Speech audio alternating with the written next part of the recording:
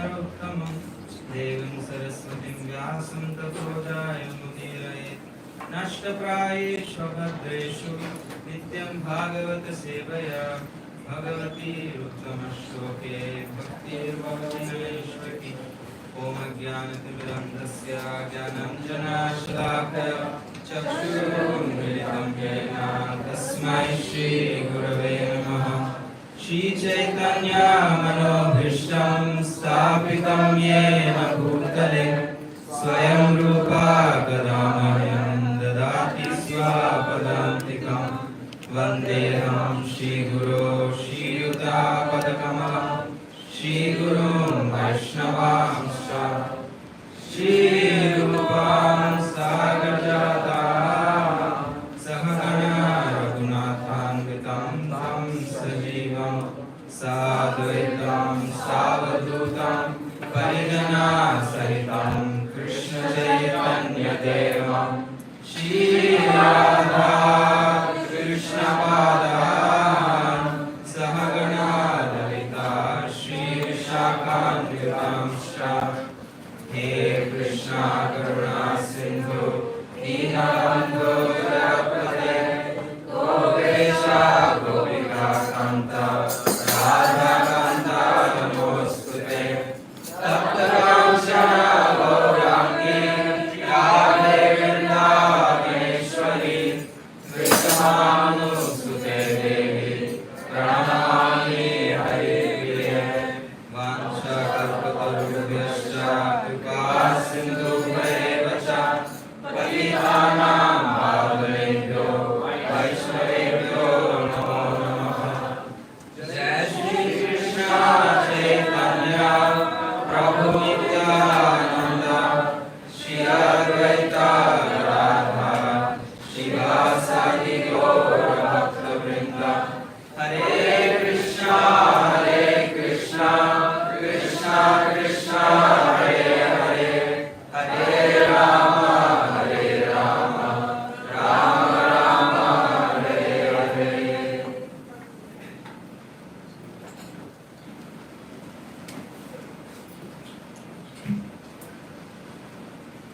Thank you everyone for being here for this most important festival of the year, and also putting me up here. I don't know how I ended up here, and now this is the first time I'm speaking about a festival. Looking from here, I feel like there is a huge prize for saying that one yes. So, so I beg all of your blessings, and I see so many senior devotees here. So I beg blessings all of you that I can say something which is inspiring and also pleasing to Srimati Radharani, to all of your hearts, so that we can commemorate this appearance of Srimati Radharani. It is said the devotees of Vishnu are called as Vaishnavas, and the devotees of Krishna are called as Vaishnavas. But the devotee of Radharanis are called as Gaudiyas, because her name is also Gauri, so a transformation of that is also Gaudiya.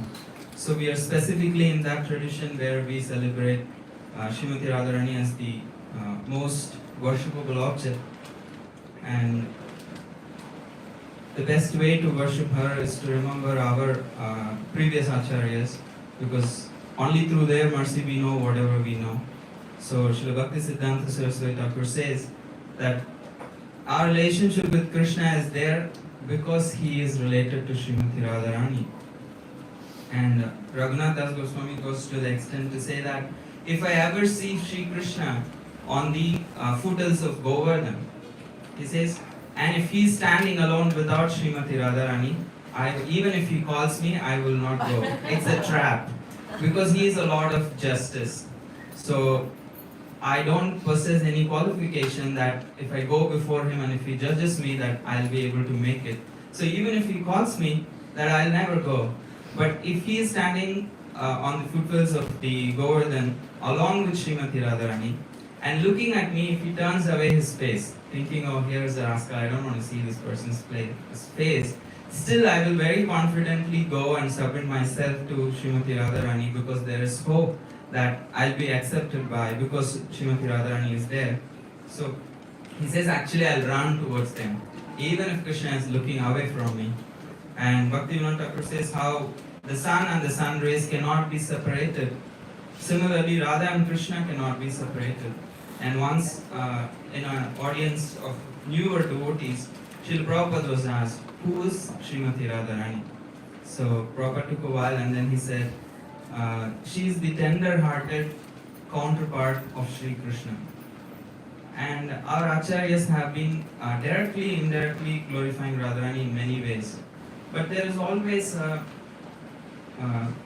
sweetness when something is glorified indirectly, when something is hinted subtly.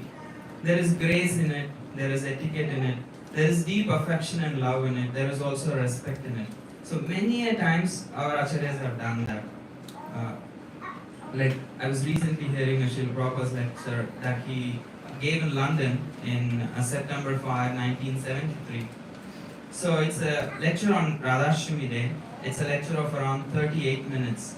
And guess what Srila Prabhupada speaks for the first 36 minutes? He speaks about Varnashram Dharma. He speaks about how it's very important actually to rise above the anarthas. And he says the wealth of a devotee is austerity. And then he speaks about, he starts speaking about Varnashram, he ends up at sannyas, and then he says how Sri Chaitanya Mahaprabhu was a sannyasi and how he performed austerity. And he eventually, towards the last 2 minutes of the talk, he goes to touch, I'm literally going to read from here, so he says in the last 2 minutes, so just today is the appearance day of Ladini Shakti. So we are remembering Prabhupada here because I don't know what else I can offer here than re-invoking the words of Srila Prabhupada and other acharyas. So let's hear from Srila Prabhupada. Like he says, today is the appearance day of Ladini Shakti. So if you want to please Krishna, first you have to worship Radharani. So anyone who comes before Radharani to serve Krishna, she becomes so pleased. She immediately recommends to Krishna, oh, here is a devotee. He is better than me. So this is the mood of Radharani. And Prabhupada says, I may not be a devotee, I may be a most fallen rascal. But if I try to reach Krishna through Radharani, then my business is successful. Therefore, we should worship Radharani first. That is our business. Prabhupada says, Krishna said, Patram Pushpam Phalam Toyam Yome Bhaktya Prayachati. But he goes on to say, but don't try to offer Krishna directly. Just because he is saying, offer me, don't try to offer to him directly. Just offer through Radharani, it will be very much appreciated by her. So this is our philosophy. Prabhupada says in one line, what is our philosophy? To please Krishna through Radharani is our philosophy. And just today is the auspicious day of her appearance, so you should offer Pushpanjali and pray to Radharani that, Radharani, kindly be merciful and tell about me to your Krishna. He again repeats, to your Krishna, because Krishna is yours. He says Radhara Krishna, that Krishna belongs to Radha. Krishna is not independent. Krishna is Radharani's property. So you have to approach Krishna through Radharani. That is today, the auspicious day. Worship Radharani very nicely and be happy. Thank you very much. Hare Krishna. So this is Srila Prabhupada putting it in a very simple way that how the whole philosophy is to please Krishna, but through Radharani. And there is another wonderful discourse by Srila Bhaktisiddhanta Saraswati Thakur that he spoke on September 19, 1931 in the Saraswata Assembly Hall of Sri Gaudiya Math. You can imagine how fortunate were those souls to hear personally from Srila Prabhupada or from Bhaktisiddhanta Saraswati Thakur. So we can remember that how in this very same planet, just before 100 years, less than 100 years, that these personalities were speaking in person, and imagine the amount of grace that they brought along with them. And Bhaktisiddhanta Saraswati Thakur Prabhupada says, he starts with this mood of like not towards the end of the lecture, surely it's a transcript, so it's easily a 40-50 minute lecture. Towards the end of the lecture, he utters Radharani's name once or twice, that's all. Throughout the lecture, he speaks about her without taking her name, like always indirectly hinting her. I felt it was like very wonderful. Say, he starts the talk like this. There is one person whose name is never mentioned in Srimad Bhagavatam. So he takes the same approach throughout the lecture. He does not utter her name. He just says her, Krishna's beloved, like that. He never says directly her name. And says, and yet Bhagavatam's steadfast readers constantly nurture the ardent hope of becoming that person's devout, one-pointed servant. So even though her name is not mentioned, the whole purpose of studying Srimad Bhagavatam is to become her servant. May that person, he's not saying may Srimati Radharani, he's saying may that person who means everything to Sri Bhagavan Krishna kindly destroy our false ego in all its various forms and bestow upon us the shelter of her lotus feet. Today is the day of her advent, that personification of grand benevolence, having collected all varieties of graces from Sri Bhagavan to bestow as gifts upon all beings, is eternally the foremost of the benevolent. May she descend within our hearts and make her appearance there, and may her advent be the concern of our worship. In the whole lecture, Bhaktisiddhanta Saraswati Thakur make this point. So performing bhajan towards Srimati Radharani is the goal of life. But in order to perform her bhajan, we need to know her name. But it is not explicitly stated in Srimad Bhagavatam. So what do we do? So he says, we cannot just straight go to the Leela and just remember the Leela and worship her, because the process of bhajan has to start from Nama. So then he quotes a very long paragraph from Jiva Goswami, very inspiring passage, where Jiva Goswami elaborately writes how chanting the holy name of Radha and Krishna purifies our consciousness, which is what Shikshashtakam also says. And he says once the consciousness is purified, the heart becomes a fit place and the beautiful form of Krishna appears. Jiva Goswami says the place has to be clean before Krishna appears. So for Krishna's form to appear, then he in the name of holy name cleanses the heart. So his form appears. Once we reach that level and we hear any description about Krishna's pastimes and Radharani's pastimes, naturally their qualities manifest, their form manifests, and our hearts becomes melted actually. So he says this progression of sadhana has been delineated by the acharyas. So he says will not take. So then he explains that how Krishna's name is called as Taraka Brahmanama, means the name which actually delivers. But he goes on to say, however, if you don't take it along with the name of Srimati Radharani, it does not have the same effect as if you're just taking Krishna's name. So then he goes on to explain what is the meaning of Hara or Hare in the Hare Krishna Mahamantra. And whoever chants 16 rounds daily, any guess how many times we chant the names of Radharani? If you're chanting 16 rounds, you're chanting 13,824 Radharani, because each mantra has 8 Hares. It's 13,000 plus. And every day we are actually calling out so many times.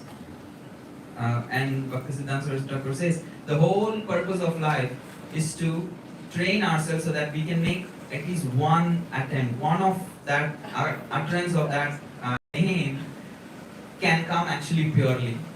So the whole life of sadhana is to actually get us to a point where at least we can utter the name at least once with feeling.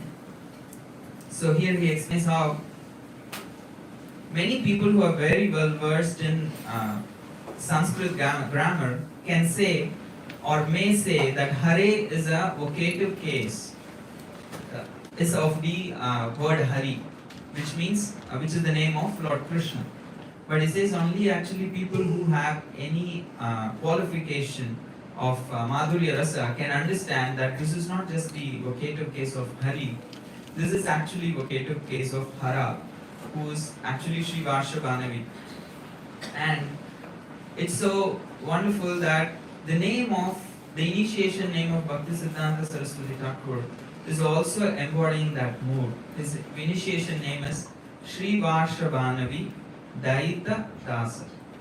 Means the servant of the lover of Srimati Radharani. That was his initiated, that was his sanya, Harina, the initiation name that he got. So it is not directly Krishna's name. It is anything to do with Krishna is because he is the lover of Srimati Radharani. So he has his, in that name, so and he says, refers to that. The name Hara means Sri Varshavanavi. However, why he is called as Hara? Because the beauty of Krishna captivates the minds of everyone. So we have heard this so many times. Krishna is all attractive. However, Sri Radhika captivates the mind of Krishna by exercising her cleverness. That she is able to even attract Krishna, so she becomes Hara. That she pulls or attracts even the attention of the all attractive. And when that becomes a vocative case, it becomes Hare. It is not Hari. And he says it is very important to understand that, because without this hidden understanding, which has become a common understanding by the mercy of Srila Prabhupada, however, he says how this is so rare, even the greatest scholars of Sanskrit sometimes can misunderstand that. And he goes on to say how, without following Srimati Radharani, there is no way that we can actually enter into the mysteries of loving devotional service to Krishna. And Srimati Radharani is usually glorified using this verse. You might have all heard this. This is from the Gautamiya Tantra, but it is preferred in Chaitanya Charitamrita by Krishnadas Kaviraj Goswami. Devi Krishnamayi Prokta Radhika Baradevata Sarva Lakshmi Mayi Sarva Kanti Sammohini Para. So the word, each word has an elaborate commentary. So I thought we will just discuss the word Sammohini because it is in relation to what Bhaktisiddhanta Saraswati Thakur spoke now. Hara, she is even attracting the attention of Krishna. We see her mood is superior to even Krishna. Her love is even superior to Krishna, though Krishna is the supreme personality of Godhead. So the word Sammohini is explained with these two pastimes. That once, so far I spoke mostly repeating from the words of Acharyas. I'm unqualified to explain these pastimes. However, in order to explain and understand the greatness of Srimati Radharani, we are trying to attempt to explain these pastimes. So it's surely above my qualification. So I beg the forgiveness. So once Srimati Radharani and Krishna, they were speaking, and then Krishna says something stupid. It happens, right? Every husband says or every lover says something which upsets. And there's no reason to get upset actually. It's just you get upset because you want to get upset.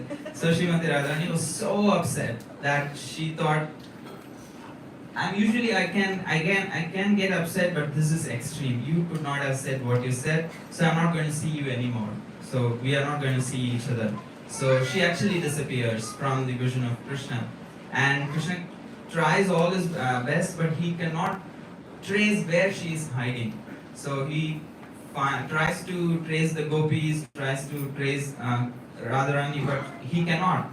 So he becomes so flustered, so he goes to Vrinda Devi and asks, this is what happened, so please let me know the location of Srimati Radharani.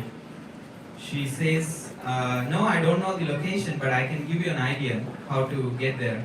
So you have to, she's very disturbed with you, that I heard that she has given an order to all the gopis, which is an extreme order.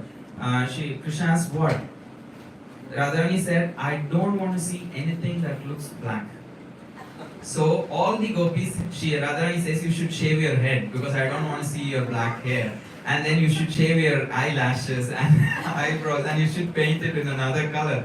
She says, I don't want to see anything black. That's how she is kind of disturbed. The gopis are like, no, this sounds weird, so we're not doing it. So they try to convince her, no, it's okay, Krishna did not make a huge mistake, you should get back with him. So when this is happening, Vrinda Devi informs that she is so actually disturbed with you, you have to change your color. You have to give up this dark color. You have to assume a golden color.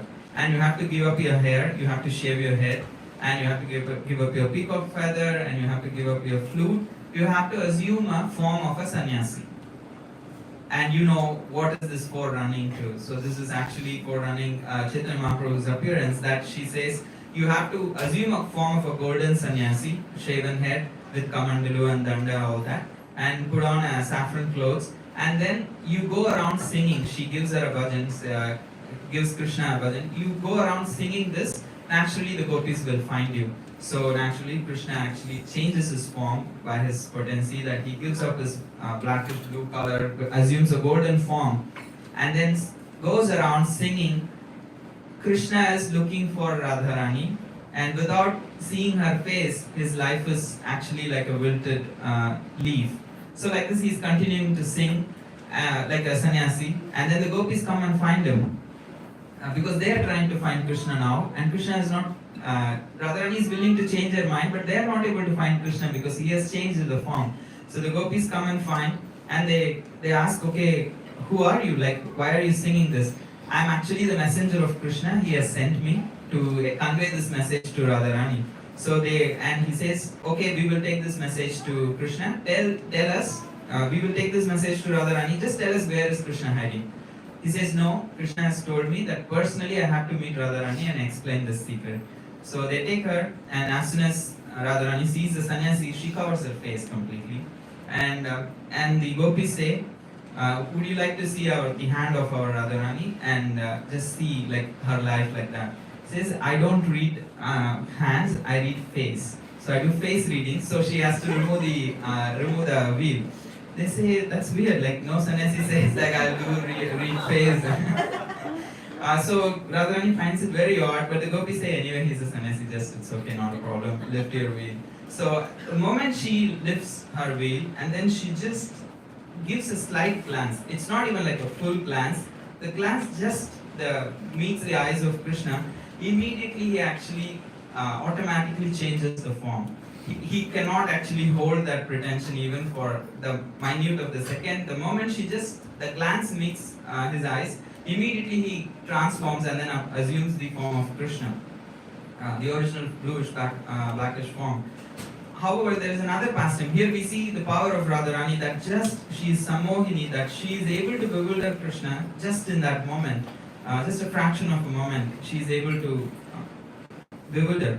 But there is another time when Radha and Krishna, they are on the Mangad, like the place of in Barsana. It is a night time, so there is a full moon, and Krishna, in the mood of a lover, he just glorifies saying, "Oh Radharani, your face is so beautiful like a moon." And guess like Radharani takes objection, like, how can you compare my face with this stupid moon? Because this moon actually has a lot of dark spots in it. It's not very clean, and then it actually shrinks every fortnight and it completely disappears. So do you think my face is like that? Like why do you? And then she says this moon appeared along with the poison in the Samudra Manthan. So the moon is a relative of poison, and you're trying to compare my face with the moon. And so she becomes like completely, and she says the moon is actually crooked. My face is not crooked. And so she's like, no, you have done like a grave offense. I will not actually speak to you. So then she actually disappears. And Krishna is actually praying, he's playing the flute, nothing is happening. And Srimati Radharani changes the form into Krishna and comes back and says, stands before Krishna, and he says, who are you? He says, who are you? I am the Krishna, who are you? Krishna says, no, I am the original Krishna, who are you? Radharani says, no, I am Krishna. Let's go in and see, let's challenge. Let's go to the Vrindavan Vasis and figure out who is Krishna. They will be able to find. He says, no, I can prove to you that I am Krishna. So he picks up his flute and he starts playing. Nothing happens. So Radharani is like, she's just in the same Krishna form. Once he tries, and second time he tries, because he is convinced that he is Krishna, there is no doubt. He says, give me a last chance. He puts all his energy and plays with all the effort that he can the third time.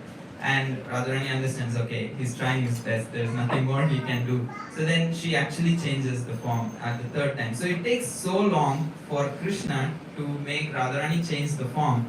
But when it comes to Krishna, all she has to do is just a glance and he is already melting. He cannot hold his form. And we see this in the Narayan route that he takes in the Ras Leela.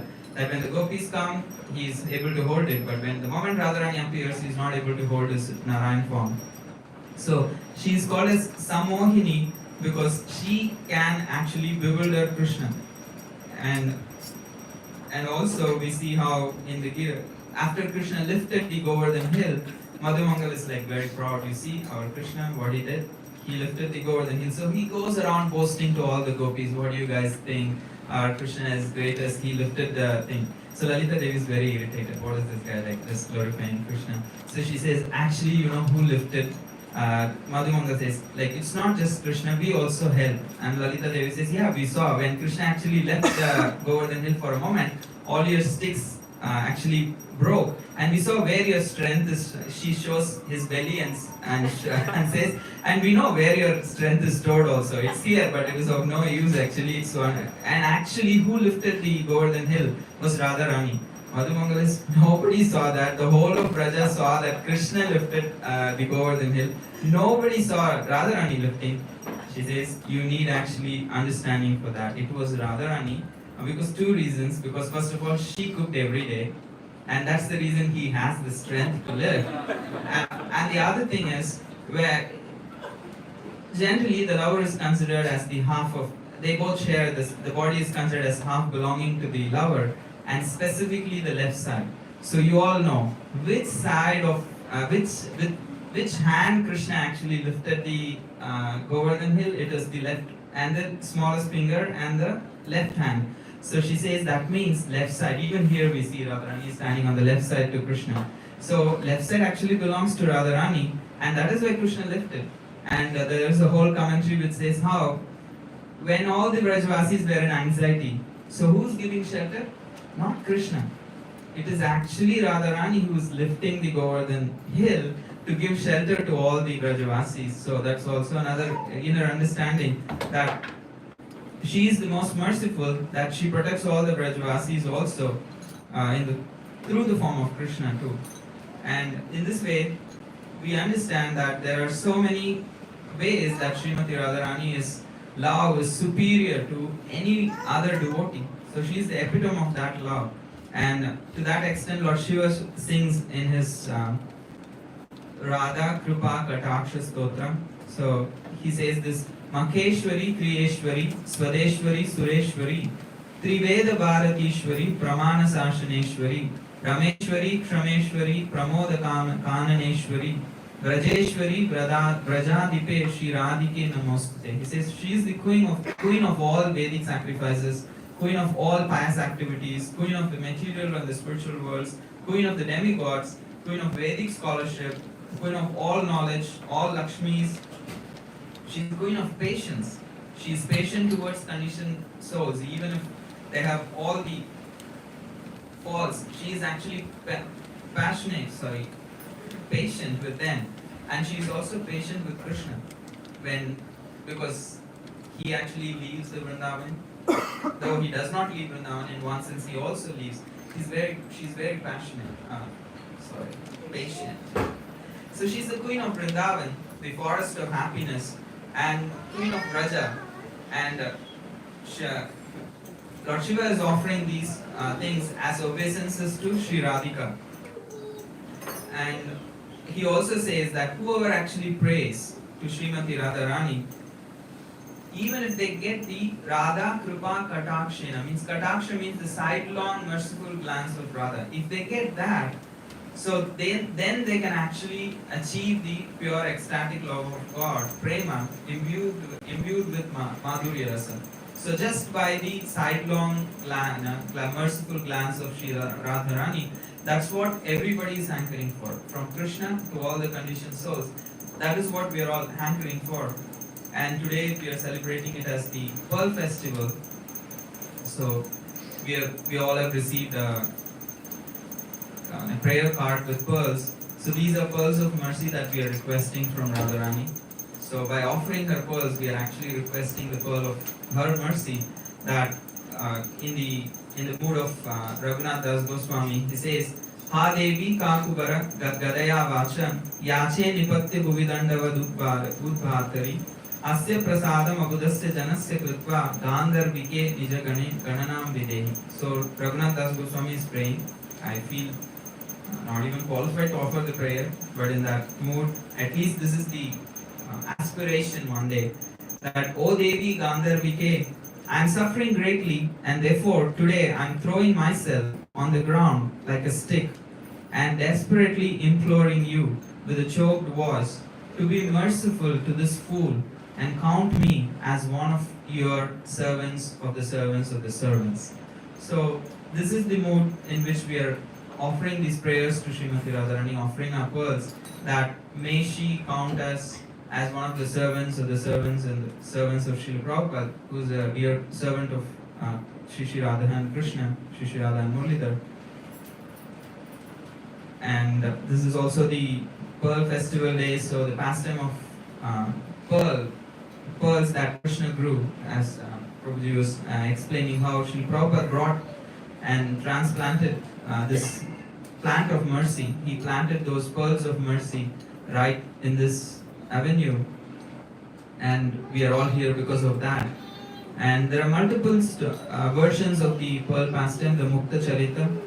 Raghunath Das Goswami wrote a whole small booklet called as Mukta Charita. So he explains how once the gopis were actually decorating themselves with pearls, and Krishna wanted to decorate the cows with pearls. He really likes the cows and he wanted to really decorate them with the pearls. So he goes to the gopis and asks them, can you lend some pearls so that I can actually decorate my cows? They say, what do you mean? Our pearls are so valuable. You think like these pearls are for decorating your cows? Go away, we are not giving even a single pearl to you. So he feels very insulted. He sees, okay, you don't give me any pearls. So he goes back and then actually takes some pearls from Mother Yashoda, and then he goes and plants it on the banks of the Mukta Kund. And after a while, he is nourishing. And then he wants, like if you plant something, a seed, you need to water it. So he wants to water it with milk. So he sends actually his gopas to ask the gopis, we have just planted some pearls, we are going to get amazing pearls. We would like you to be partners in that. So would you like to offer some milk so we can actually water our plants? They say, our cow's milk is valuable. We're not going to pour it on the ground for nothing. So we have never heard that the pearls pearls grow on trees. So it's a stupid endeavor. We're not going to waste our milk. So we're not giving any milk to you. Go away. So then Krishna actually, okay, if I ever get pearls, they'll have no excuse to demand pearls from me. So I have sealed the case. Like they didn't help me with the pearls first, and then they did not give me milk. So even if I get pearls, I'll never share it with them, and I'll hold their case for this. So he goes and then gets milk from Mother Yashoda, and lo and behold, in a matter of few weeks, actually he gets big trees where there are like pearls, the first fruits, and then they turn into pearls. And then the whole Vrindavan becomes so impressed, and the gopis are like now speaking, oh my god, we actually messed up, we didn't assist them. So they now actually want some pearls. So they go and ask Krishna, okay, you have got a lot of pearls, so would you like to give some? He says, no, you guys did not give me the pearls, did not give me the milk, so I'm not going to give you. So they think, okay, let's actually grow more pearls than Krishna. So they go and ask Nandi Mukhi, one of the associates of Krishna, like how did Krishna do? She says, it's not a big deal. You just take the pearls from your home, plant it, offer milk. Like how Krishna grew, you will also grow. So they actually believe Nandi Mukhi, go there, collect all the pearls in the home, and then sow it in the ground, and then they are taking all the milk and butter, and they're just putting all of those things. But after a few weeks, it's just thorn bushes are coming out. So they just go to Nandi Mukhi and ask, hey, you told us like what happened? You announced all over the Vraja that you're doing this. I think at night, the friends of Krishna has actually taken out all those pearls and then put all the thorn bush seeds there. They say, no, you cheated us, and now their parents are very upset that they spoiled all the pearls and they lost them. So they go and actually beg from Krishna, please, our parents are very disturbed that we need to give them some. It's too long to go to Mathura, so we can go, but since you have a lot of pearls, just give us some. So he says, no, we're not giving you anything. And then they start like bargaining, And Subala says, okay, let's fix a price. And Krishna says, all the wealth that they have in their households is not even equal to one of my pearls.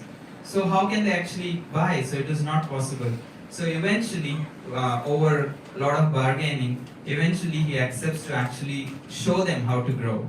So then he takes some pearls from his harvest, goes and then plants for them, and then shows them how to water. And eventually, actually, they also have pearl trees. And today also there is a place called as Moti Kund, and there are special trees, and there are fruits in that tree which looks like pearls. So that is only a well is found near the place called as Moti Kund. It is a kund in Nandishwar, the place where Nanda Maharaj's Bhavan is there, Nandagram. And so out of all of many kunds, one is the Moti Kund, which has a tree, and it looks like a pearl. The fruit looks like a pearl. And today, so we are here to beg for the mercy of Srimati Radharani in the form of those pearls, following in the footsteps of Raghunath Das Goswami, that even our minds are not fully able to grasp what we have in our hands. It's like giving pearls in the hands of a monkey. That's what is happening here. So I feel like I'm like a monkey holding these pearls. I don't know the value of that. So the prayer here is to actually come closer to chanting sincerely the names of Hare Krishna every day, so that the heart can be purified and we can understand the fortune that we have in being able to call ourselves a devotee of Srimati Radharani. So that is our only fortune and hope, and that is being offered to us by Srila Prabhupada and his disciples and the devotees. So we also beg the forgiveness and mercy, blessings of all the devotees, that you can offer some prayers. We all can offer prayers for each other.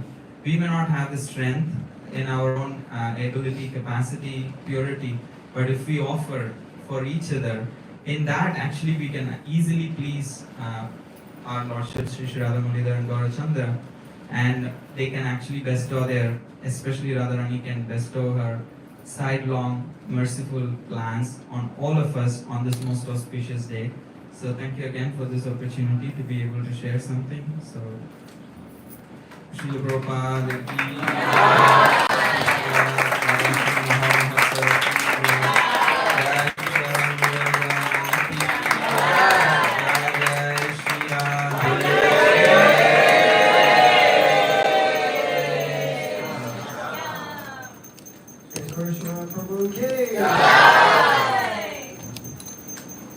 Wow, who's happy that he said yes? Yes.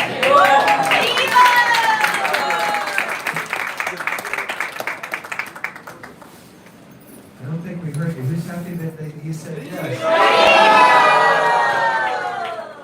Thank you very much, Goreshwaram, for so many pearls of mercy and so much nectar.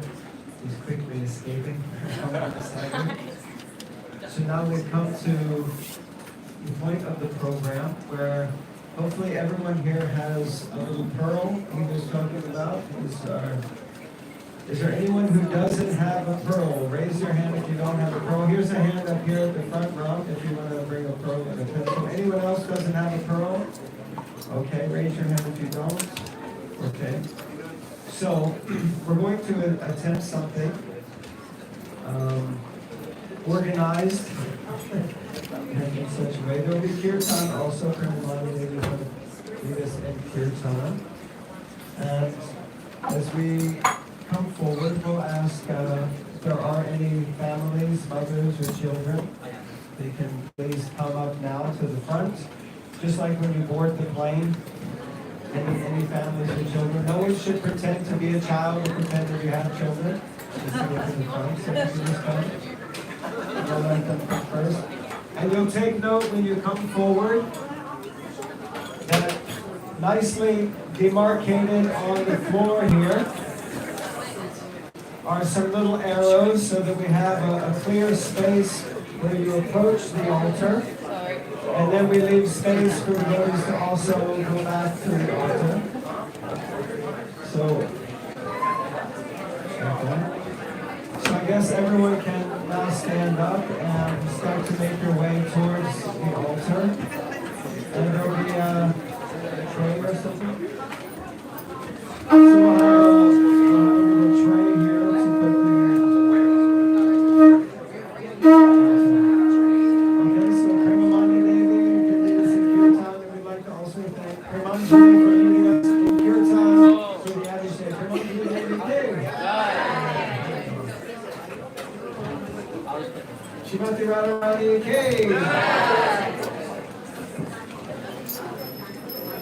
Hare Krishna. I'm so inside this prayer to Srimati Radharani. Tapta Kanchana Gaurangi, Radhe Vrindavaneshwari, Rishabhani Sukhe Devi, Kalamani Hari Priye. I offer my respects to Radharani, whose bodily complexion is like molten gold, and who is the queen of Vrindavan. You are the daughter of King Rishabhani, and you are very dear to Lord Krishna. Shrimati Radharani ki jai.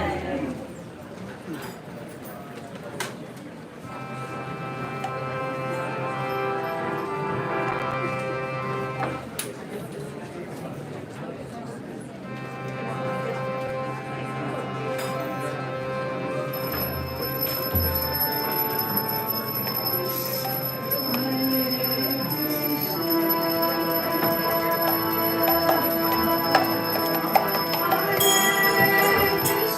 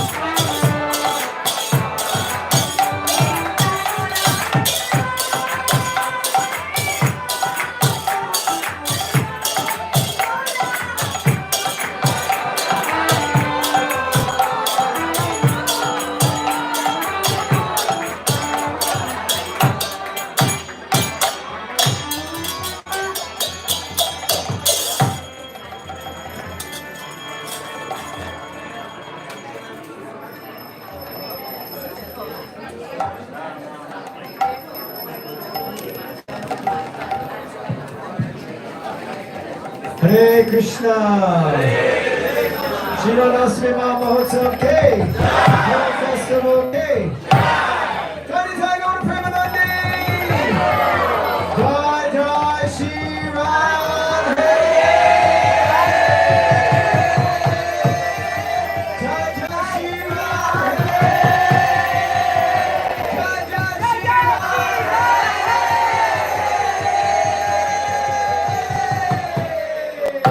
Sham. That's the slowest closing curtains on the planet. Jai Shrimati Radharani ki jai. So Hare Krishna everyone, thank you so much once again for being here and making this such a beautiful and special festival for everyone. Thank you for offering these beautiful pearls that are being strung up as we speak to be offered to Srimati Radharani. We're going to start serving prasadam in the back now. We'd like to thank our cooks. So we have Dinamani Prabhu, Sanyaskripa Prabhu, Vinapran Prabhu, Amrit Krishna Prabhu. These are our wonderful cooks. So 3 big Haribols for the cooks. Haribo!